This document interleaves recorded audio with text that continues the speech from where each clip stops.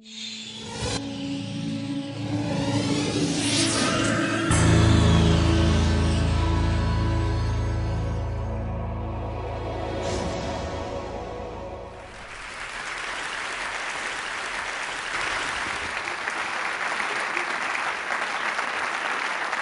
you very much, Chris. Everybody who came up here said they were scared. I don't know if I'm scared, but this is my first time of addressing an audience like this, and I don't have any smart technology for you to look at. There are no slides, so you'll just have to be content with me.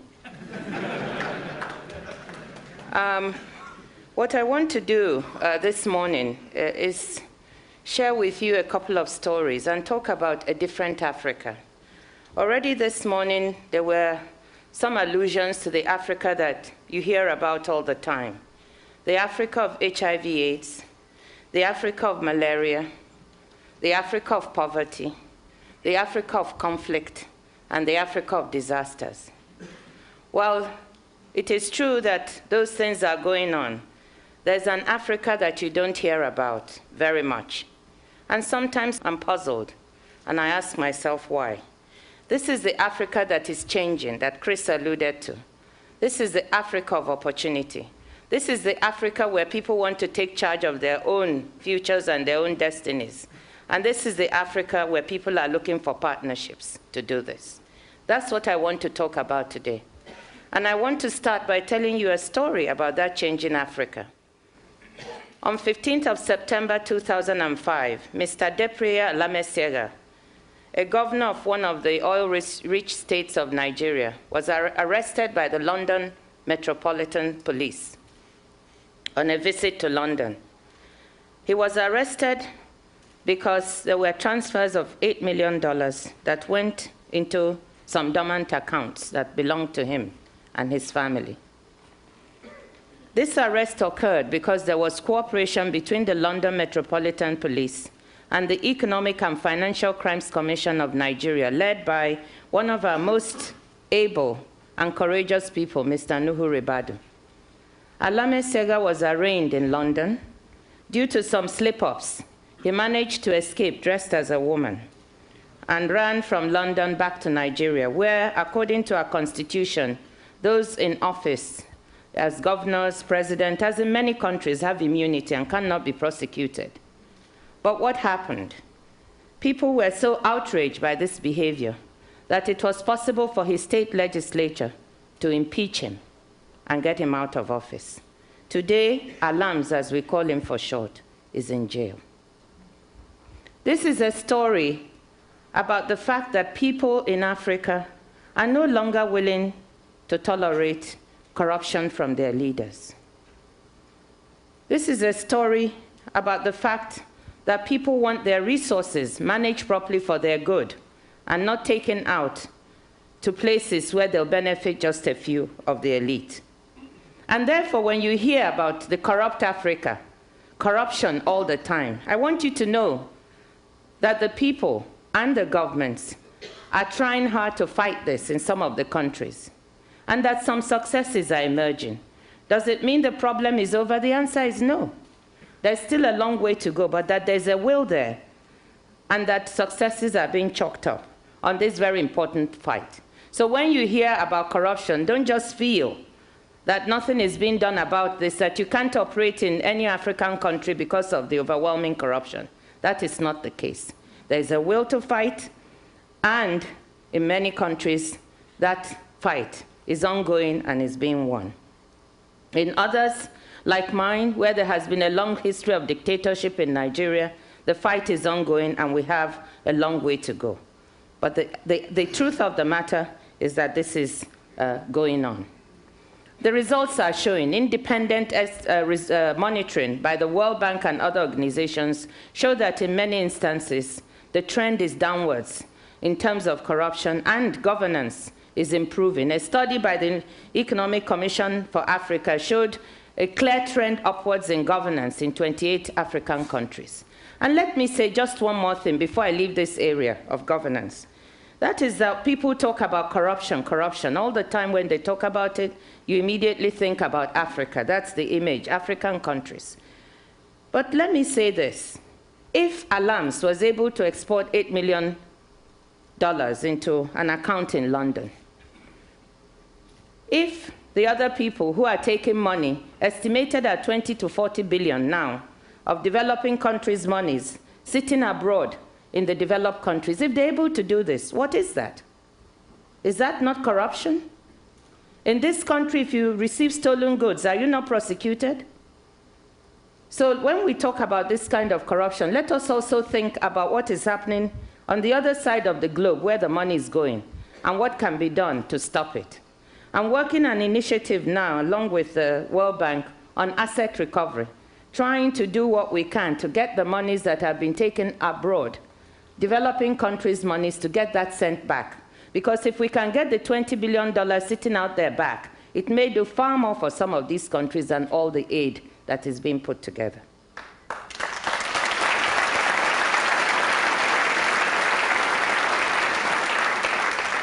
The second thing I want to talk about is the will for reform. Africans, they're tired. We are tired of being the subject of everybody's charity and care. We are grateful. But we know that we can take charge of our own destinies if we have the will to reform. And what is happening in many African countries now is a realization that no one can do it but us. We have to do it. We can invite partners who can support us, but we have to start. We have to reform our economies, change our leadership, become more democratic, be more open to change and to information. And this is what we started to do in one of the largest countries on the continent, Nigeria. In fact, if you're not in Nigeria, you're not in Africa. I want to tell you that. 1 in 4 sub-Saharan Africans is Nigerian. And it has 140 million dynamic people, chaotic people, but very interesting people. You'll never be bored. What we started to do was to realize that we had to take charge and reform ourselves. And with the support of a leader who was willing at the time to do the reforms, we put forward a comprehensive reform program which we developed ourselves, not the International Monetary Fund, not the World Bank, where I worked for 21 years and rose to be a vice president. No one can do it for you. You have to do it for yourself. We put together a program that would, one, get the state out of businesses it had no business being in. The state should not be in the business of producing goods and services because it's inefficient and incompetent. So we decided to privatize many of our enterprises.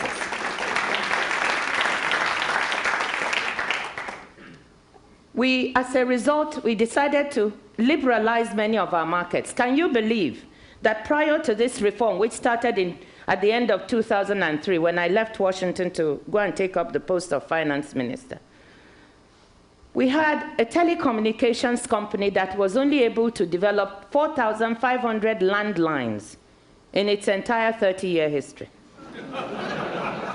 Having a telephone in my country was a huge luxury. You couldn't get it. You had to bribe. You had to do everything to get a phone. When President Obasanjo supported and launched the liberalization of the telecommunications sector, we went from 4,500 landlines to 32 million GSM lines and counting. Nigeria's telecoms market is the second fastest growing in the world after China. We are getting investments of about $1 billion a year in telecoms. And nobody knows, except a few smart people. The smartest one, first to come in, was the MTN company of South Africa. And in the 3 years that I was finance minister, they made an average of $360 million profit per year. $360 million. In a market, in a country that is a poor country, with an average per capita income just under $500 per capita. So the market is there. When they kept this under wraps, but soon others got to know, Nigerians themselves began to develop some wireless telecommunications companies, and 3 or 4 others have come in.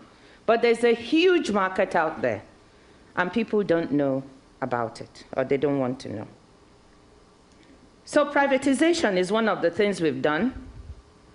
The Other thing we've also done is to manage our finances better.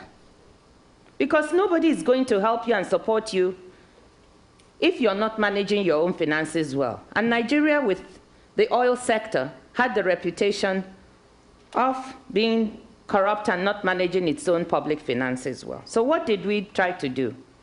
We introduced a fiscal rule that delinked our budget from the oil price. Before, we used to just budget on whatever oil would bring in, because oil is the biggest, most revenue-earning sector in the economy. 70% of our revenues come from oil. We delinked that, and once we did it, we began to budget at a price slightly lower than the oil price and save whatever was above that price. We didn't know we could pull it off. It was very controversial. But what it immediately did was that the volatility that had been present in terms of our economic development, where, if oil prices were high, we would grow very fast. When they crashed, we crashed, and we could hardly even pay any salaries in the economy. That smoothened out. We were able to save, just before I left, $27 billion. Whereas, and this went to our reserves. When I arrived in 2003, we had $7 billion in reserves.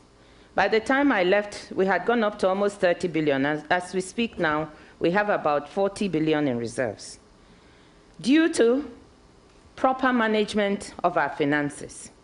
And that shows up our economy, makes it stable. Our exchange rate that used to fluctuate all the time is now fairly stable and being managed so that business people have a predictability of prices in the economy.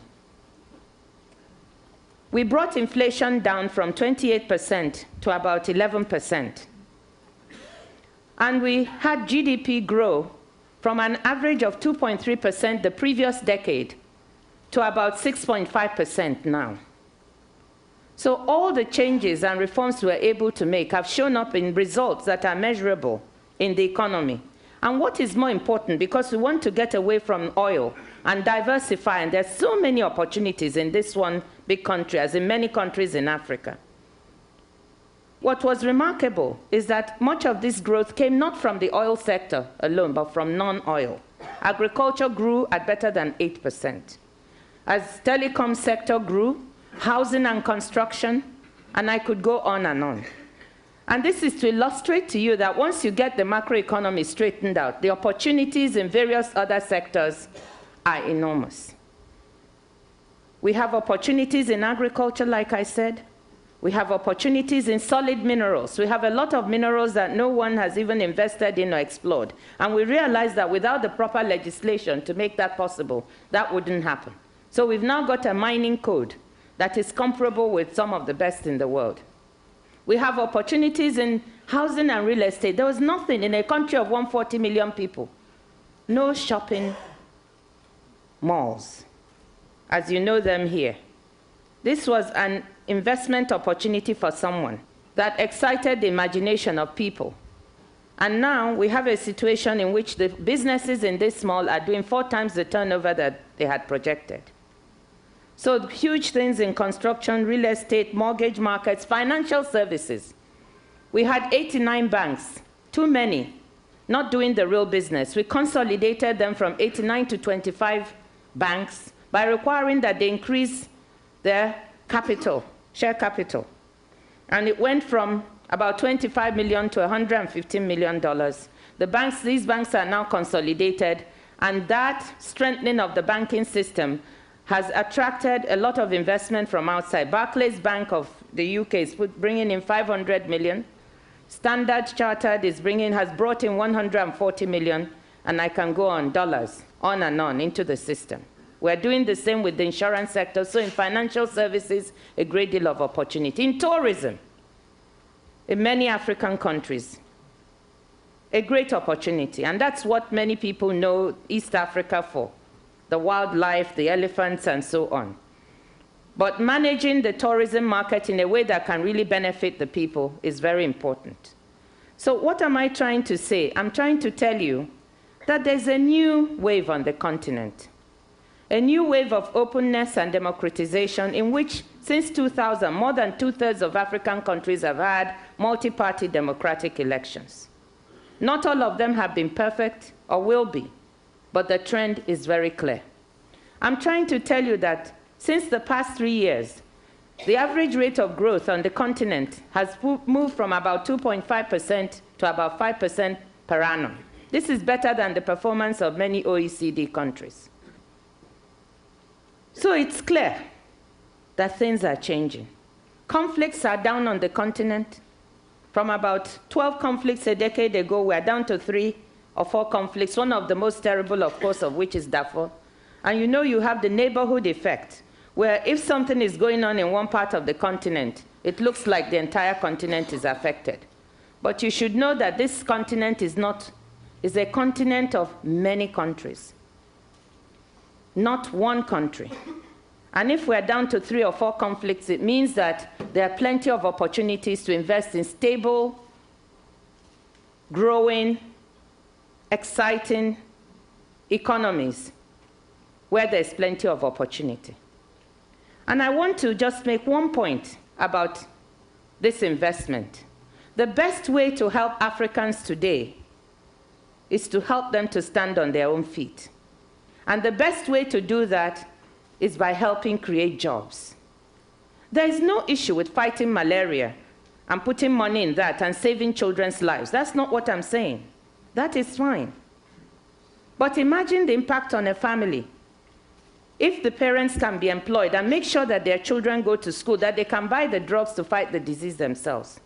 If we can invest in places where you yourself make money, whilst creating jobs and helping people stand on their own feet, isn't that a wonderful opportunity?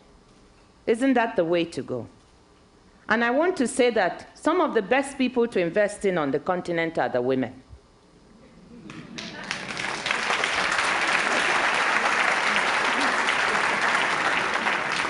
I have a CD here. I'm sorry that I didn't say anything on time. Otherwise, I would have liked you to have seen this. It says, Africa Open for Business. And this is a video that has actually won an award as the best documentary of the year. Understand that the woman who made it is going to be in Tanzania, where they're having the session in June. But it shows you Africans, and particularly African women, who, against all odds, have developed businesses, some of them world-class. One of the women in this video, Nike Ogunlesi, making children's clothes, which she started as a hobby, and grew into a business, mixing African materials, such as we have, with materials from elsewhere. So she'll make a little pair of dungarees with corduroys with African material mixed in. Very creative designs. Has reached the stage where she even had an order from Walmart for 10,000 pieces. So that shows you that we have people who are capable of doing it. And the women are diligent, they are focused, they work hard. I could go on giving examples. Beatrice Gakuba of Rwanda, who opened up a flower business and is now exporting to the Dutch auction in Amsterdam each morning and is employing 200 other women and men to work with her. However, many of these are starved for capital to expand, because nobody believes outside of our countries that we can do what is necessary. Nobody thinks in terms of a market. Nobody thinks there's opportunity. But I'm standing here saying that those who miss the boat now will miss it forever. So if you want to be in Africa, think about investing. Think about the Beatrices. Think about the Nikes of this world, who are doing incredible things that are bringing them into the global economy, whilst at the same time making sure that their fellow men and women are employed, and that the children in those households get educated because their parents are earning adequate income. So I invite you to explore the opportunities. When you go to Tanzania, listen carefully, because I'm sure you will hear of the various openings that there will be for you to get involved in something that will do good for the continent, for the people, and for yourselves. Thank you very much.